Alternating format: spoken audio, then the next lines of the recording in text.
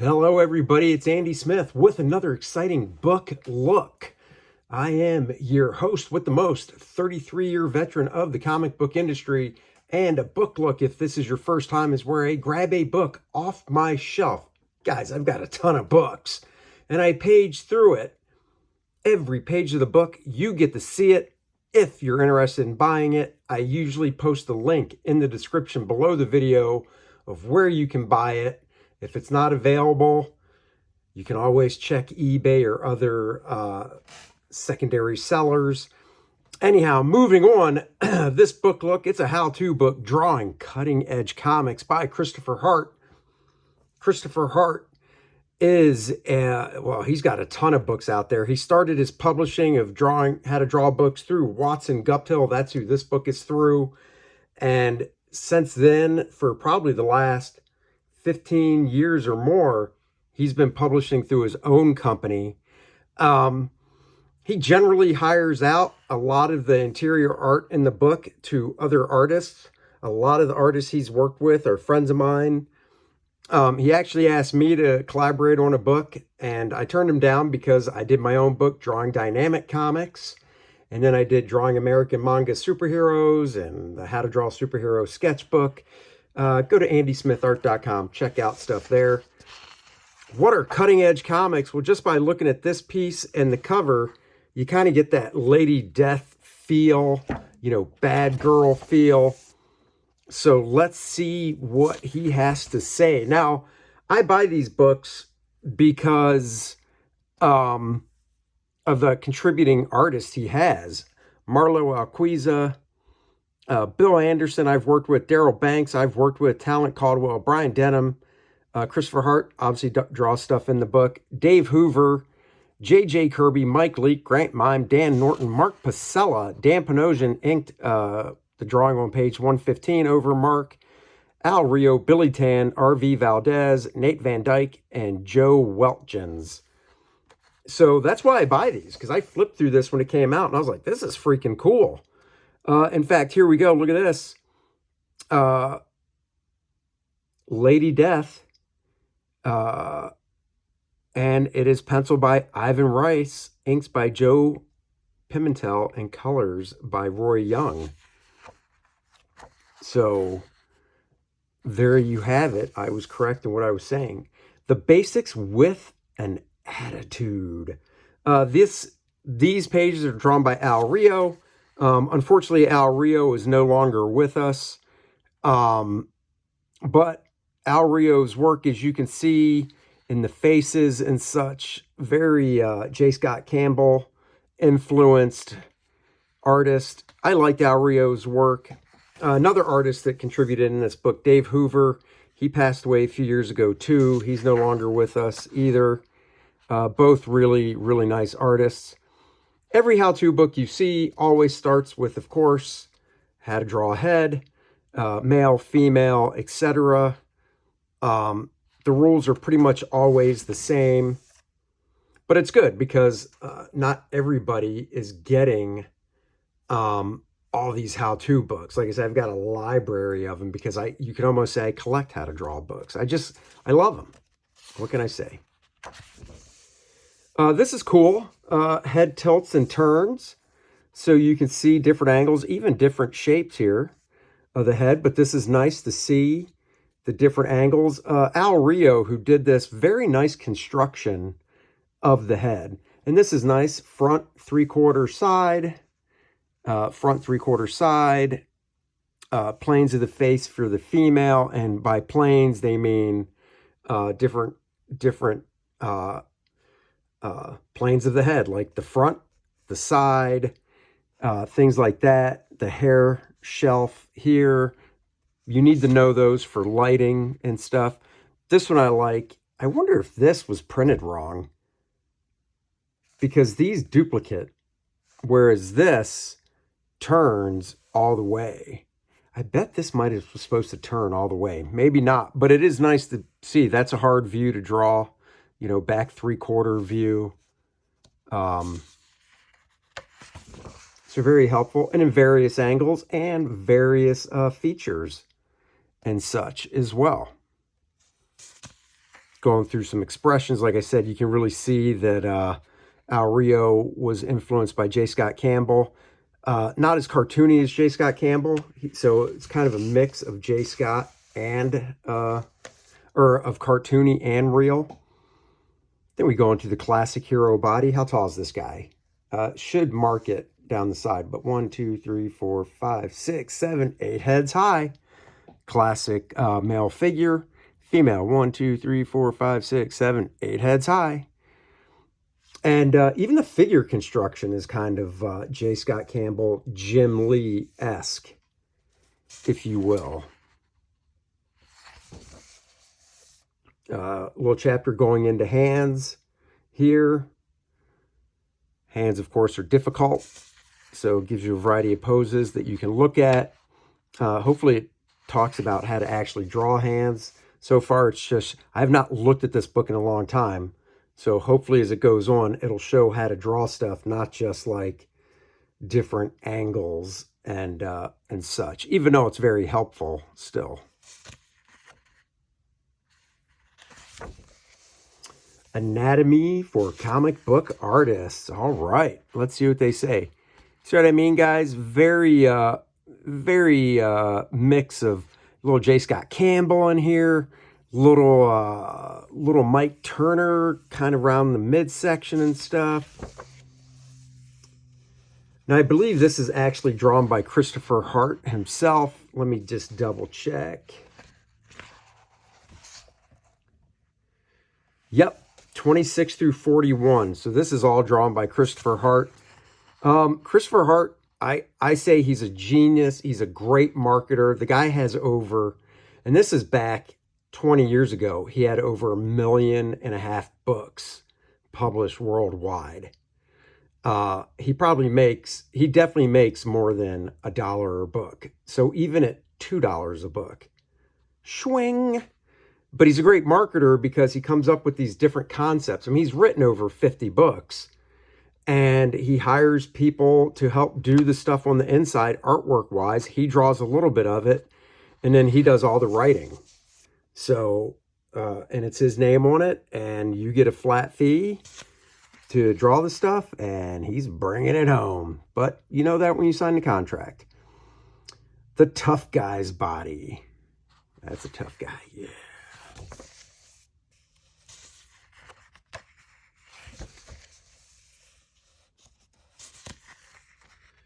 Yeah, I mean, you know, it is the weakest part of the book when he does the drawing and stuff.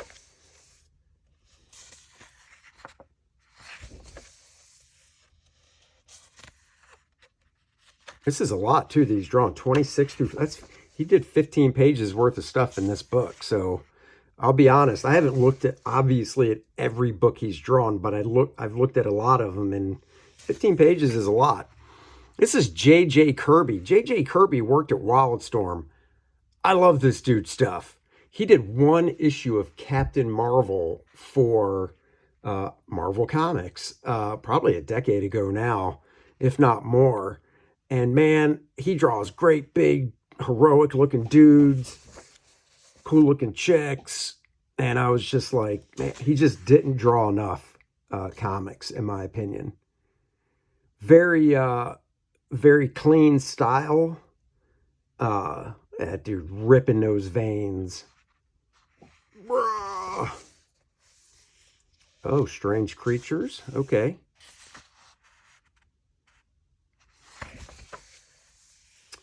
Muscle-bound freaks. So far we haven't really gotten into a lot of how to draw stuff yet. As in, you know, the foundations of shapes and things like that, and how to put them together. Extreme Allure. Okay, this is probably going to be a lot of Al Rio. I know Al was known more for drawing the ladies. Here we go once again. You can see in the faces a little J. Scott Campbell going on, even in the figures. Sexy eyes. The eyes have it. So, you know, it's cool. Just, it's like a little dictionary, you could say, if you have to refer to it for expressions of eyes and such. Irresistible lips. So the different positions and angles and stuff. 3/4 view smile, definitely not easy to draw. And you want to think about the contour. I've seen so many people that they'll draw the center line of the teeth right under the center line of the lips. Now, in real life, that could be the case. Great example, Tom Cruise. Tom Cruise has a nice smile, but if you really look, his teeth are kind of off center. But you just don't notice it. But in a drawing, trust me, you would notice it. So, unless you're drawing a goofy character or something, keep that in mind. This is also, if that's a hard one to draw. This angle's kind of tough to draw as well. So keep stuff like that in mind. Different expressions and such. Turning pretty into sexy. Okay. And a little bit about hair. And this book you can buy used. Probably get it pretty cheap as well. Transforming a regular woman into a seductress. So what do we have here? Pretty straightforward. Yeah, it is. Oh, she's bringing the shoulders down. Bare some shoulders. Oh, cross the hands. Bring a leg forward. Tilt the head. And there you go. It might seem, I don't know, pretty boring or pretty much like, duh, of course that's what you do. But really seeing this to this, I mean, it does make a big difference. Of course, letting the hair down. Sexy clothes and costumes. So yeah, the name of this book is Drawing Cutting Edge Comics. It's not really how to draw. It's just giving examples on things. Very nice here. Reminds me of, oh my God, what's the girl from Gen 13? I can't remember her name, but guys, you know who I'm talking about from Gen 13 with the short hair like that. Extreme character design. Let me see if I can figure out who drew that. I do not know. Oh, are we back to... That looks like Christopher Hart again. I don't believe that is. This is cute, though. Different style. More cartoony look for it. Oh, I think we are back to Christopher Hart again on the drawing of this. But, you know, overall head shape, even the size of the features on a face play into it. Okay, now this is, oh, is this, let me see, page 68. Now, I wasn't going to do this for everyone, but let's see. Dan Norton. Man, I dig Dan Norton stuff. I wonder what he's up to now. Another Wildstorm guy. It's cool to see his head construction for these different characters. I think he did a book called Black Ops. Now, here's the one thing I don't know. When Christopher Hart hires an artist, I don't know if all the artist does is like this step, and then Chris does these. That part I don't know.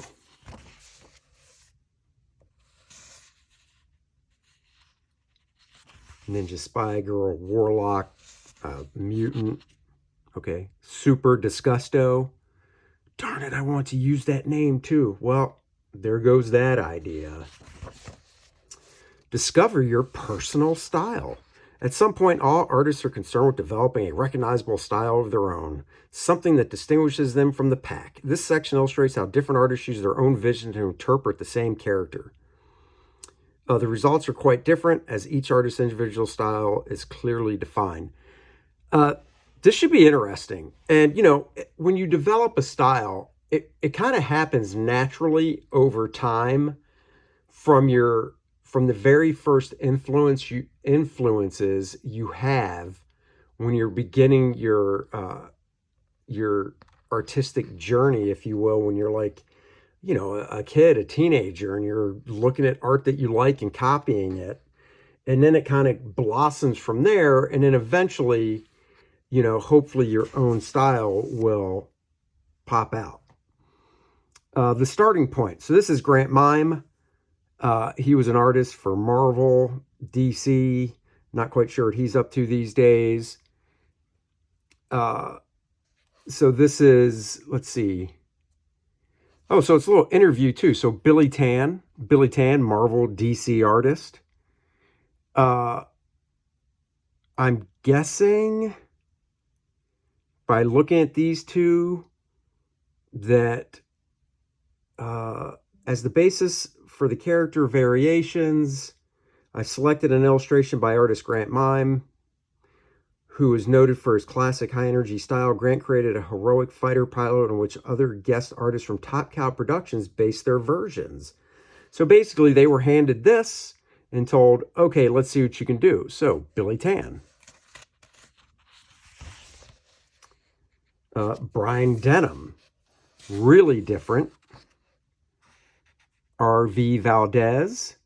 And each one of them talks a little bit about what they their thought process and such. 2001, that's how old this book is. Talent Caldwell. Nate Van Dyke. Now, I will say Nate Van Dyke is the one artist I'm not familiar with. But that style looks really... Man, I recognize that, though. But I don't pin it to that name. Working with Cutting Edge Inker. Okay, this is cool. We get the pencils, classic ink, clean and crisp. Which is true, it is. But it's not that it's classic. To me, it's just going, oh, these are full pencils. And this is how you ink it. You know, because these are full pencils. Now you see this, and this is by Marlo Alquizo. Sorry if you're watching this. I'm sure I butchered your name. But he's a great inker. I mean, he is great. He's got that nice pen sharp look to it. You can see he went in and added more lighting and cross-hatching and stuff. And it really does make a big difference. I wish this one was the same size so you could really compare them side by side. But the nice thing is you really get to see the difference an inker makes.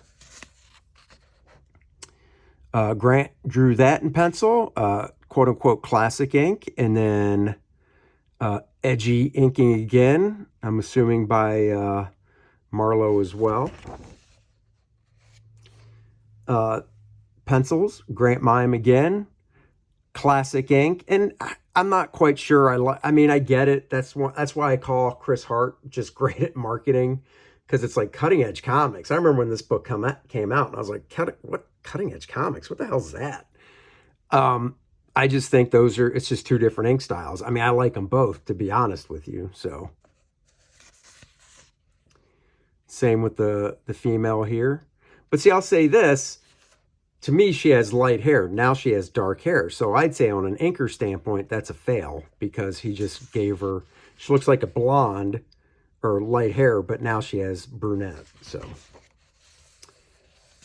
even on background, showing difference in inking. Oh, extreme colors. So you've got the ink drawing, all coloring these days, mostly in Photoshop. You do the flats first, which is what you could say is old school color, and then you go in and do the rendering, highlights and such. Hopefully at some point they'll actually take you through the steps of that. I don't think that's cutting edge. I just think that's modern. That's how comics are colored these days. Different skin tones. Advanced color techniques. A knockout. I assume it's explained up in here what a knockout is, but I'll tell you it's where you take the black line and convert it to a color. This has a glow to it. If it was black behind it, you'd see the glow. Or just a dark color, you'd really see the glow a lot better. Combining genres. So we got some cartoony stuff here. And say, hey, I want a Western manga. Okay, there you go, combining genres. Fantasy and industrial. I think that's steampunk. Aquatic plus team heroes. It's cute. Looks kind of like J.J. Kirby there. The power of perspective. Well, it's cool that so far there hasn't really been anything on like how to draw a figure from start to finish. But now they're talking about perspective, foreshortening for impact, things like that. I mean, this doesn't work. It's just, that's a bad silhouette. Whenever you draw something, you do want to think about the silhouette and the shape of it. And it's like his leg, I mean, just look at your foot and your leg. Unless you're extremely skinny, your leg and thigh is going to be thicker than your foot. So you should see some of that. The foot's just not going to take up all that. So that is, that's not good. That's not really good either. You can't just take the same pose and go, let me enlarge pieces of it. You have to kind of work with the foreshortening throughout the whole figure. This one works better.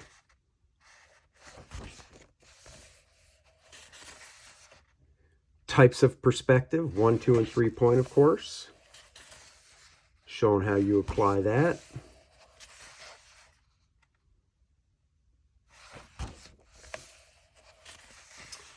Two-point, and then distorted interior. This is 2-point, but the points are very close.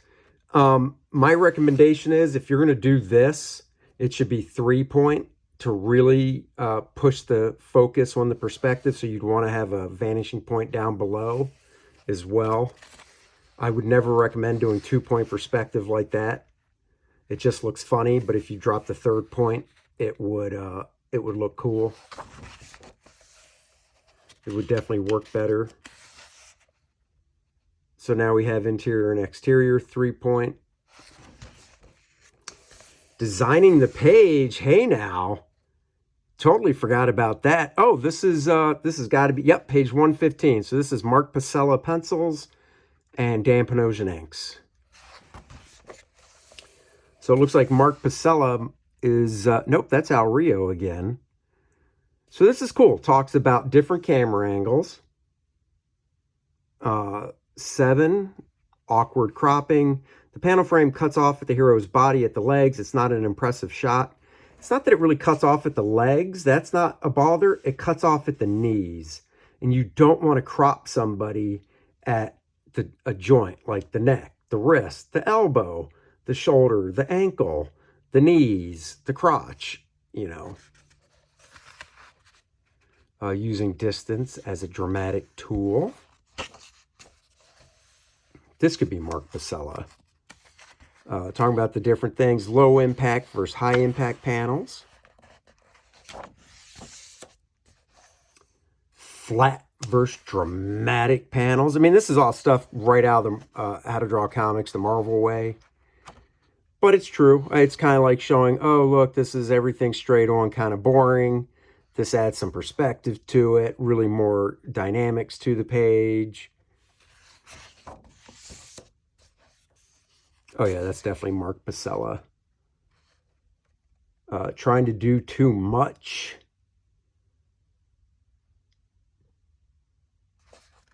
Designing a dramatic fight scene. And this isn't bad. This is a good way to stage it, almost like storyboards.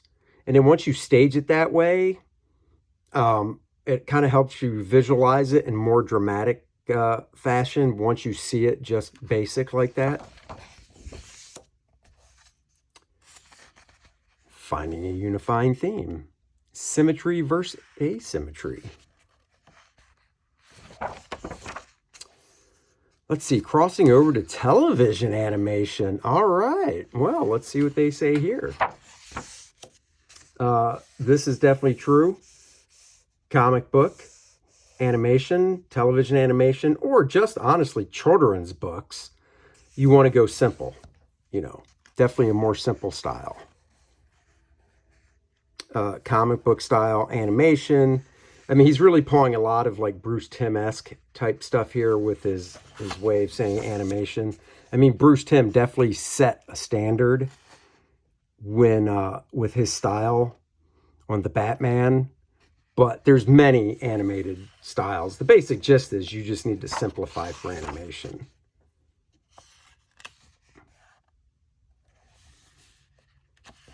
But it's nice to show taking, say, quote-unquote realistic and then breaking it down to simpler forms and such. I think it could be Dave Hoover.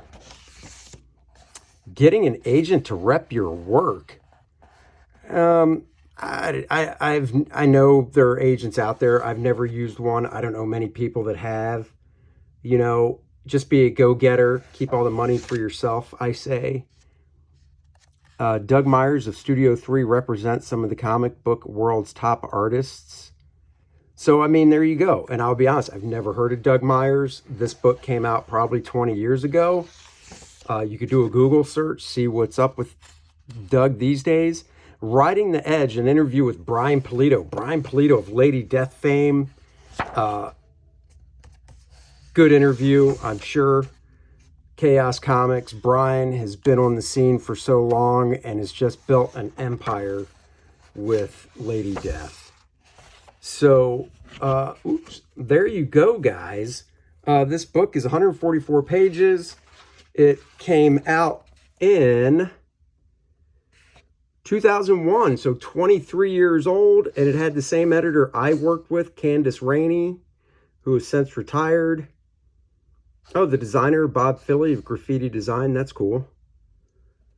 So there you go. Drawing Cutting Edge Comics. Hope you enjoyed this. And please, go sign up for Kor-Drath, The Awakening. It is the next chapter in the Kor-Drath saga. Pick it up. And the way you can do that, you sign up for it, link in the description below. If you sign up early and back the campaign, you will get a free Adriana trading card and front of the line shipping. What does that mean? That means when the book is in fulfillment, your package will go out in the first week of the fulfillment process, which helps because fulfillment can take up to 5 weeks, depending on orders. So thank you for watching this book look. Thursday, 8 a.m., new time-lapse drawing drops. We're getting through the Thundercats. Who could be next? Tune in Thursday, 8 a.m. and find out. Like, subscribe, and share. Thank you for watching. Bye-bye, everybody. All right, partner. Keep on rolling, baby. You know what time it is.